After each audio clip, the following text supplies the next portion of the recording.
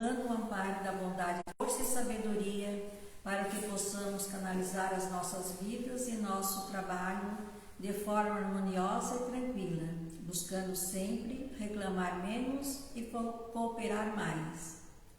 Rogamos ao Mestre Jesus o amparo para as nossas tarefas e em seu nome a cobertura das instituições do mundo maior, amparando os necessitados aqui existentes.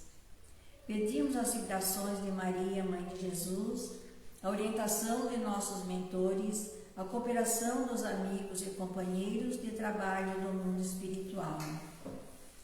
Por nosso lado, vamos vibrar de nossos corações o sentimento de amor, fraternidade e de paz, procurando envolver todos aqueles que estiverem ligados a nós por qualquer motivo, sejam os laços do afeto ou as amarras do desafeto, através da prece que o Mestre Jesus nos ensinou. Pai nosso, que estás no mundo espiritual, em todas as moradas, santificado, Pai, seja o teu nome sublime no louvor de todos os teus filhos, encarnados e desencarnados. Venha a nós o teu reino de amor e sabedoria, penetrando em nossos corações. Seja feita a tua vontade e não a nossa, tanto aqui na terra como no mundo espiritual. O pão nosso de cada dia dá-nos hoje, garantindo o sustento do nosso dia a dia. Por misericórdia, Pai, ajuda-nos a pagar nossas dívidas de existências passadas e a perdoar nossos devedores. Não nos deixeis cair nas tentações que surgem em nosso caminho devido à nossa própria inferioridade. Livrai-nos de todo mal, Senhor, porque Teus são o reino, o poder e a glória para todo sempre. Que assim seja. A exposição dessa noite será por nosso irmão Almir, aqui na casa, a quem eu passo a palavra.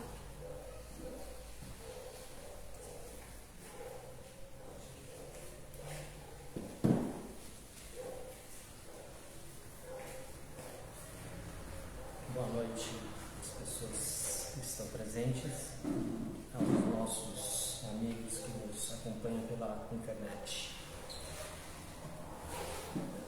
Então, a questão que a gente trouxe para discutir hoje com os amigos é sobre a liberdade, e nós que somos espíritas também entendemos esse tema como livre-arbítrio. Inicialmente, para conceituar a etiologia da palavra liberdade, que ela se origina do latim libertas, e que significa autonomia, que é a livre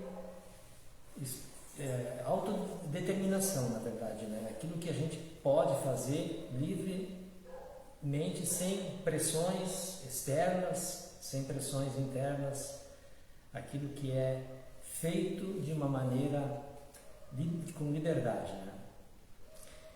O Espiritismo, a liberdade é compreendida também, como eu havia falado, como livre-arbítrio, que é a escolha que você pode fazer entre o bem ou o mal, o certo e o errado.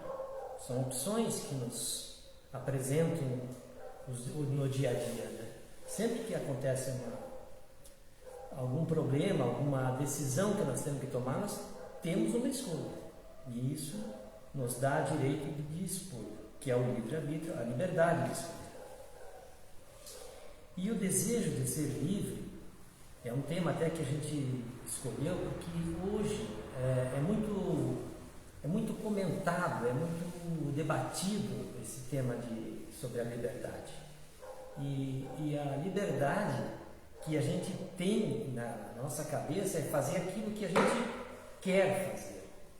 Mas nem sempre nós temos esse direito de fazer isso. Porque quando nós temos o direito a escolher, nós temos que sempre pensar que do outro lado dessa escolha existe outra pessoa, outro povo, outra sejam bem-vindos, outra forma de pensar que a gente também tem que agir com respeito.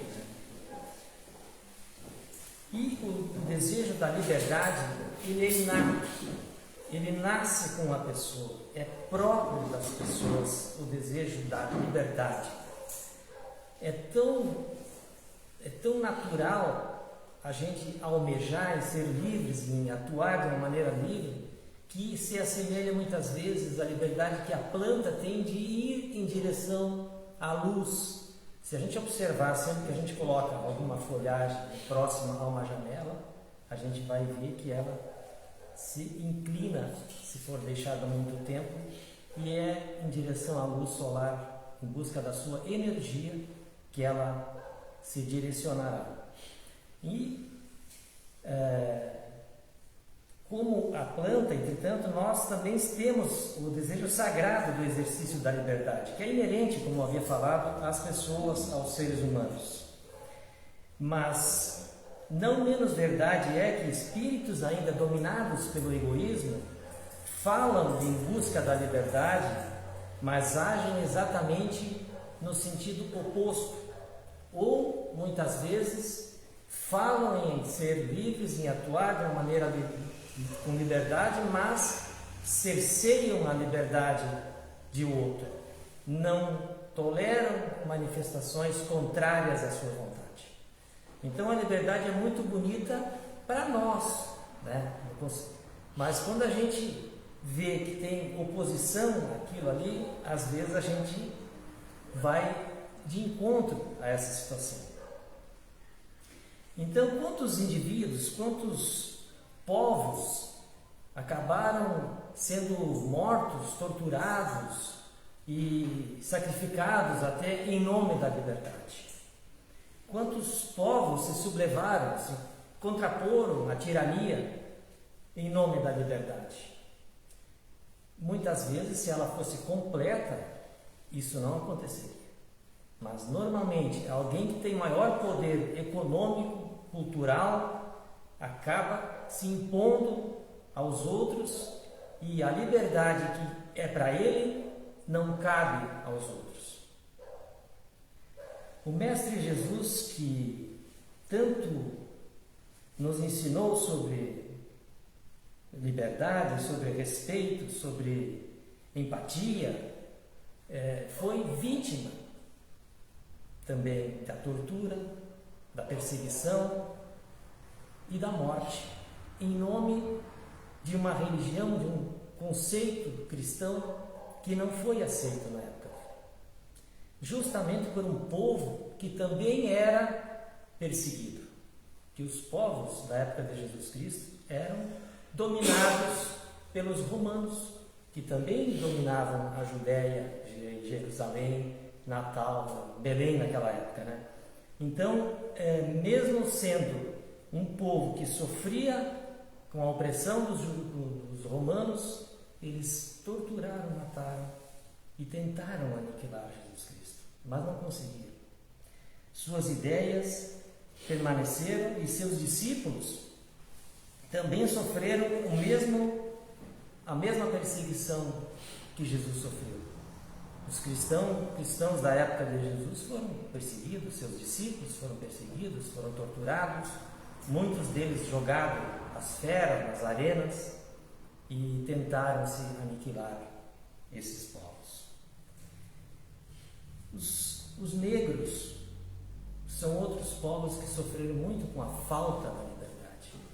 Só no Brasil, mais de 4 milhões de negros vieram em navios, em porões de navios imundos, quando foram separados de suas famílias na África, e vieram para quê aqui no Brasil? Trabalhar de mão de obra de graça aos senhores, que eram os donos dos terrenos, os agricultores da época. Então, em nome de uma suposta liberdade econômica dos senhores de engenho, os produtores de café, os outros povos eram torturados, eram vitimados pela ganância do poder econômico. Na questão 828 do Livro dos Espíritas, Kardec pergunta aos seus orientadores: como pode alguns homens que são literalmente os que defendem opiniões liberais, como podem essas pessoas agir de uma maneira despótica, como se diz, ditatorial com relação a seus subordinados? Como pode, né? As pessoas conhecem, essas pessoas sabem o que tem que ser feito, conhecem que deveriam ser melhores, mas não o fazem. Qual é o motivo? Kardec pergunta a seus orientadores na codificação espírita. E os espíritos superiores respondem que eles têm compreensão da questão da liberdade, mas não o fazem, em função do seu próprio egoísmo e do orgulho, e eu diria também até na questão econômica, porque se você sabe que você está errado, mas você age de uma maneira errada, é porque alguma coisa você está escondendo. Então eles querem, na verdade, essas pessoas, os hipócritas, né, que falam em liberdade, conhecem o termo, conhecem as situações, mas não executam, simplesmente acabam deixando essas pessoas de uma maneira maltratadas e sem a liberdade que eles deveriam ter, né? Novamente, na mesma questão, Kardec pergunta: na outra vida, como é que vai ser a situação desses senhores que agiram de uma maneira despótica com essas criaturas? Como é que vai atuar? Como é que vai ser o futuro depois de uma desencarnação dessas pessoas que usam muitas vezes mão de obra escrava, um país, por exemplo, também que pode ocupar outro em função do petróleo, como a gente vê no mundo de hoje, né? Em nome da liberdade de alguns, eu vou invadir o Iraque, vou invadir o Irã, vou tomar o petróleo. Como é que essas pessoas serão tratadas depois do desencarne? Então, os espíritos colocam que as pessoas que têm mais inteligência, que têm mais conhecimento, são as pessoas que mais vão ser cobradas. Na verdade, os espíritos superiores colocam que os homens simples, porém sinceros, têm mais afinidade e eles têm um caminho adiantado com Deus, muito mais do que os outros, que aparentemente conhecem tudo, mas não o fazem. São literalmente os hipócritas, que falam, mas não agem, apenas têm discurso. E a gente, como espírita, sabe, tem a máxima, aquela que diz, né, que quem mais entende, mais será cobrado. A quem mais é dado conhecimento, mais será cobrado. Então, aí que se coloca, às vezes a pessoa mais humilde, mais simples, está mais próximo à palavra de Deus, ao comportamento, do que aqueles que têm muito conhecimento, são os intelectuais, mas que no dia a dia as suas obras não são exemplares. Na questão 831 também, Kardec continua perguntando aos seus orientadores, na codificação do Espiritismo, que coloca que a desigualdade das aptidões não coloca certas raças humanas sob a dependência de outras mais inteligentes. Então vamos dar um exemplo, assim, por exemplo, se nós temos dois países, dois povos, um com tecnologia avançada, com universidades, com recursos financeiros extraordinários, e outro com suas deficiências, não tem sistema de saúde, não tem uma distribuição de renda que as pessoas consigam comprar comida sequer. E esses povos mais inferiores não são dependentes dos mais ricos, dos mais poderosos? Essa é a pergunta, para traduzir melhor.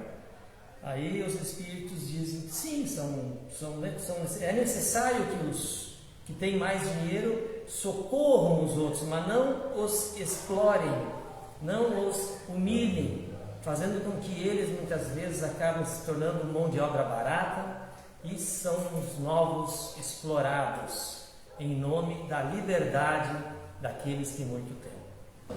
Então é uma maneira que os espíritos superiores colocam novamente, né? Que os que menos têm devem ser elevados, ajudados, auxiliados nas suas dificuldades, para que se alcance um equilíbrio entre as nações, e não que se humilhe e que se explore mais ainda aqueles que menos têm. Porque, na verdade, o que acontece? As pessoas os povos mais ricos, as pessoas que têm mais poder aquisitivo, normalmente querem deixar os pobres mais pobres para que eles possam trabalhar mais barato, né? Aos mais poderosos. Essa é a concepção da liberdade de quem tem muito dinheiro. O livre-arbítrio não é absoluto e ele se desenvolve na medida em que o espírito evolui e adquire mais conhecimento. Um espírito evoluído sempre vai ter mais facilidade de decidir com mais clareza, com mais assertividade. Um espírito pouco evoluído vai ter muito mais dificuldade de acertar suas decisões. Então, na medida que nós tivermos uma evolução moral, nós vamos ter mais facilidade de acertar, de concluir as coisas com mais facilidade. Ao passo que as pessoas com nível evolutivo muito baixo vão bater cabeça muito, né? Isso que é o problema, porque normalmente as pessoas que têm mais dificuldade vão ser mais influenciadas e as decisões que vão tomar sempre vão ser mais difíceis e, consequentemente, vão entrar mais em turbulências.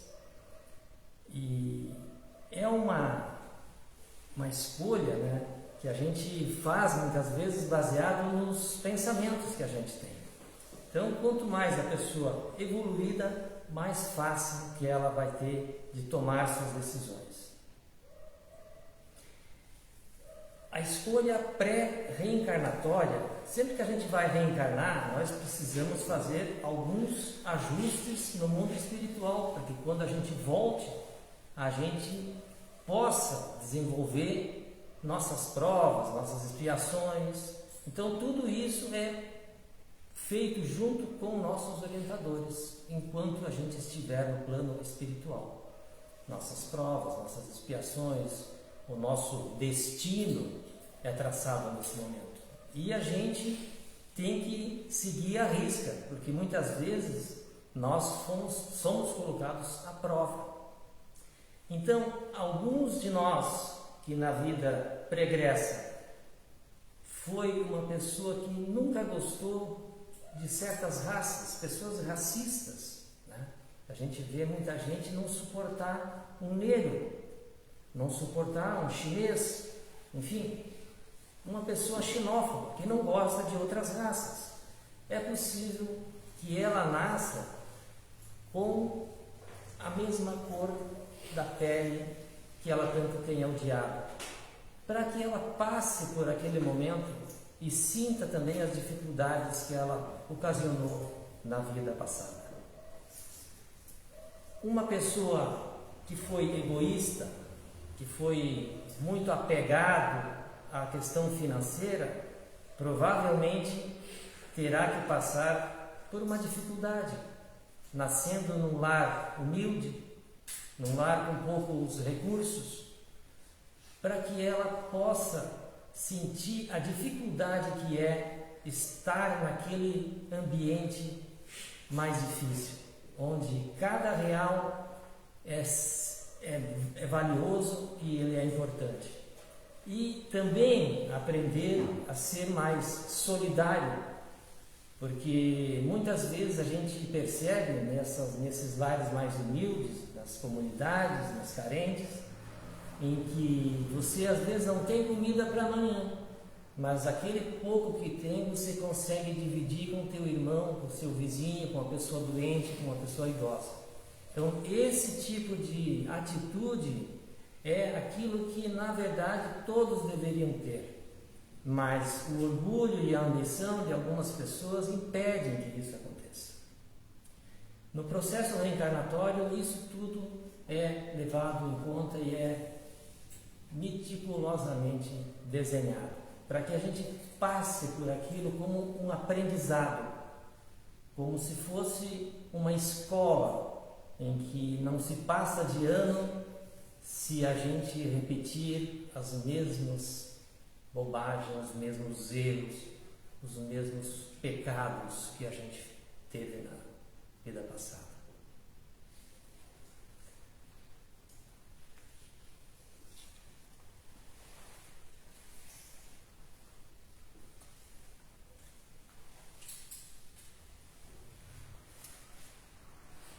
Então, a resposta da lei de causa e efeito, a máxima espírita, qual é que é? A semeadura sempre é livre. Você faz aquilo que você quiser, mas a colheita, ela é obrigatória. Já diz aquele ditado, né, bem simples, bem antigo, né, as pessoas são mais velhas, sempre se dizia, você semeia vento, você vai colher tempestade. Então nós vamos colher aquilo que nós plantarmos. Não adianta enfeitar, porque a conta vai chegar. Isso é o livre-arbítrio em ação. Nós vamos um dia nos encontrarmos com nós mesmos. E não adianta o hipócrita dizer que faz ou não faz, ou eu mentir, ou eu fazer de conta, porque a cobrança um dia ela vai chegar. Se nós passarmos por essa vida e tivermos algo de bom, de melhorar e conseguirmos fazer isso, a gente sempre vai galgar uma posição a mais.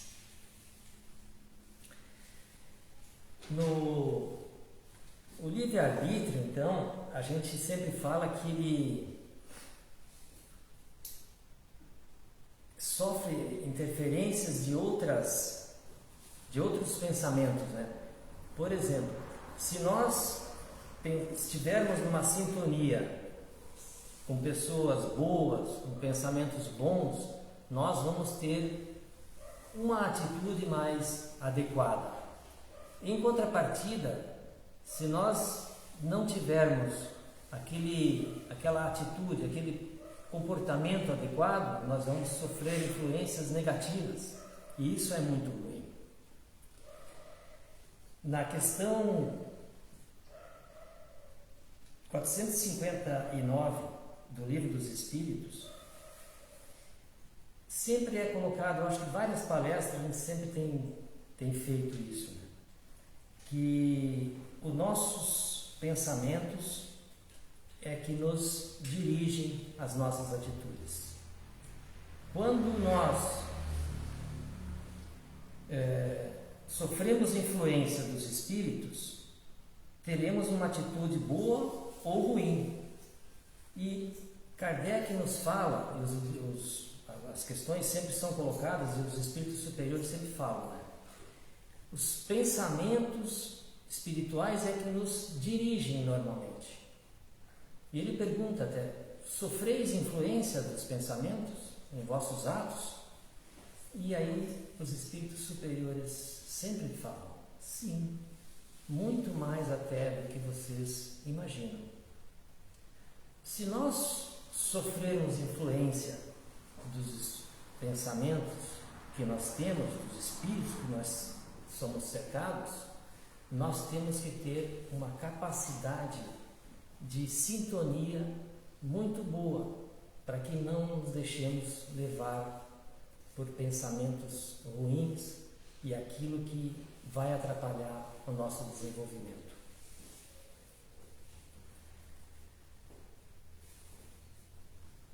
O conhecimento de si próprio, o autoconhecimento,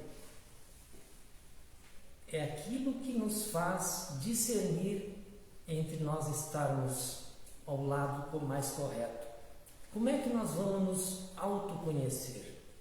Santo Agostinho sempre falava que ele fazia uma espécie de pensamentos, que ele fazia uma reflexão daquilo que ele tinha feito durante o dia. Então, à noite, em qualquer momento que ele possa estar sozinho, com a consciência tranquila, ele pegava e pensava aquilo que ele tinha feito para fazer uma prova daquilo que era correto ou não. E isso fazia com que ele, melhor falando, conseguisse se autoconhecer. Aquela introspecção que a gente sabe que a consciência é questionada sobre aquilo que é o correto. Sempre nós vamos ter dificuldade de fazer isso. É uma questão muito complicada. Mas o conhecimento da gente mesmo faz com que nós tomemos decisões mais corretas. Então, antes de dormir, na hora da oração, em algum momento durante o dia, a introspecção faz com que nós possamos nos conhecer melhor. Na medida que nós nos conhecemos melhor, nós vamos ter um pensamento mais adequado diante de cada situação. É o que nos detém aquilo que é mais importante. E a interferência em eventos. Os espíritos também nos colocam que, dependendo de certas situações, eles podem interferir no nosso livre-arbítrio. Então, o nosso livre-arbítrio, que se chama nossa liberdade, ela nem sempre é total e absoluta. Em alguns momentos, há interferência em benefício de alguém que não possa sofrer alguma penalidade. Inclusive é citado alguns exemplos de pessoa que tem um caso de um senhor que iria matar a sua esposa, iria assassiná-la por algum motivo.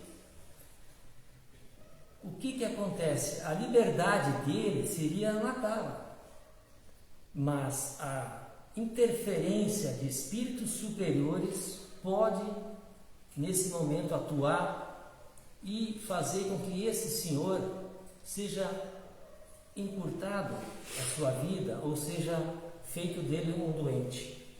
Nesse caso específico, uma noite antes dele fazer o ato criminoso, ele teve um AVC. Então, muitas vezes, e ficou na cama, e a gente às vezes olha um caso desse e diz, coitadinho, sofreu um AVC, agora vai ficar na cama. Mas para o adiantamento moral dessa pessoa, às vezes foi o melhor que possa ter acontecido, porque livrou ele de ter feito um ato muito mais grave e, consequentemente, sua esposa também se livrou da morte que não estava programada no seu processo reencarnatório. Então, são situações que os espíritos interferem na liberdade que a gente acha que tem. No outro caso, por exemplo, uma senhora, uma moça, sofreu uma desilusão amorosa e resolveu que ia se suicidar. Não tinha mais jeito, a vida dela estava complicada, mas no processo reencarnatório dela não existia esse problema, esse concreto do suicídio. Então, os espíritos que acompanhavam ela fizeram com que também fosse feita uma interferência nesse processo. E ela, numa noite, ao dormir, teve a visita de sua falecida mãe e um amigo de longa data no mundo espiritual, e fizeram um passe magnético, uma conversa, e ela no outro dia acordou já completamente com a ideia de não fazer aquele ato e carregar a sua cruz de outra maneira. São atos, são situações em que o mundo espiritual atua para que o nosso livre-arbítrio ou o livre-arbítrio daquela pessoa não causasse um mal desnecessário.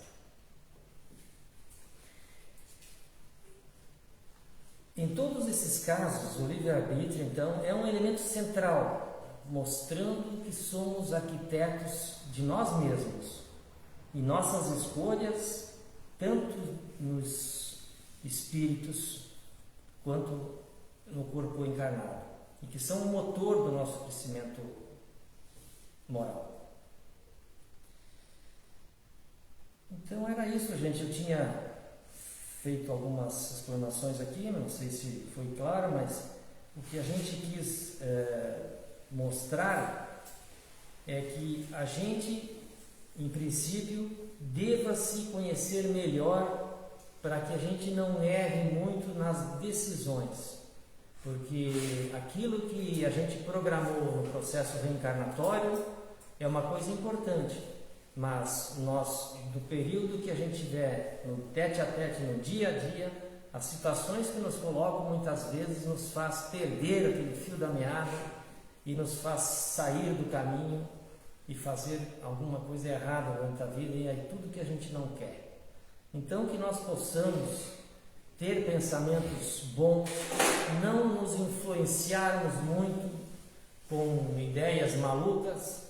E hoje, infelizmente, até uma coisa que eu queria até ter falado, mas acho que foge um pouco do assunto, mas a internet é um livro totalmente aberto em que o suor, o sangue, as lágrimas causam muito engajamento e isso se espalha tanto que, não sei, acho que há de se fazer algo que impeça que se divulgue algumas coisas tão cruéis que fazem com que as pessoas hoje tu aprende de tudo. Então é um mundo muito aberto e que há necessidade de que se regule alguma coisa nesse sentido. Se mostrem estupros, maus tratos às crianças, pessoas sendo assassinadas, enfim, é um mundo totalmente sem lei. E as pessoas muitas vezes se apegam nisso e a gente fica realmente numa situação complicada, porque o nosso cérebro, nossos pensamentos, tudo é fermentado por essas ideias malucas.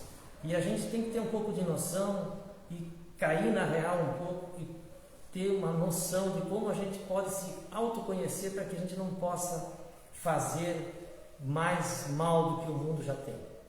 Então, que nós saiamos daqui hoje com a consciência de que cada pensamento, cada ideia, ela tem um reflexo e que tudo que nós fizermos hoje, nós colheremos amanhã.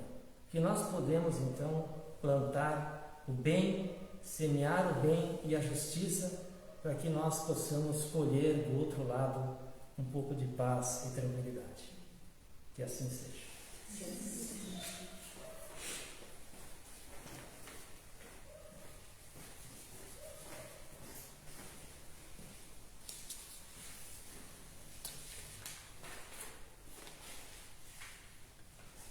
Oração final. Senhor, amado Pai, somos agradecidos por mais essa oportunidade de aqui estarmos reunidos, aprendendo as nossas leis imutáveis e eternas. Agradecemos pelas bênçãos que recebemos, pelos ensinamentos transmitidos por nossos colegas para todos os que aqui se encontram, encarnados e desencarnados.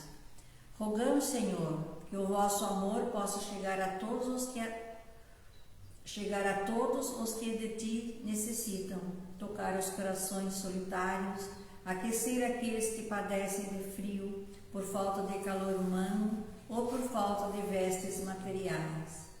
Que as luzes que chegam a nós possam alcançar primeiro os que encontram-se em hospitais, em casas de abrigo, em orfanatos e albergues, recebendo estes, assim como nós, através da água do dia a dia, os remédios necessários para as suas mazelas íntimas.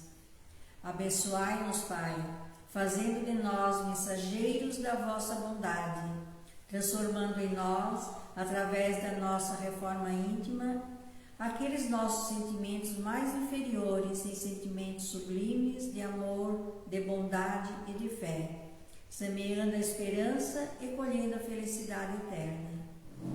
Envolva-nos, espíritos amigos e benfeitores, em mais uma noite de sono tranquilo, de encontrarmos lindos com o plano espiritual, preparando-nos para mais um dia que se inicia com o raiar do sol e com um sorriso em nossos corações. Assim seja. Agora passamos à segunda parte, que é o paz.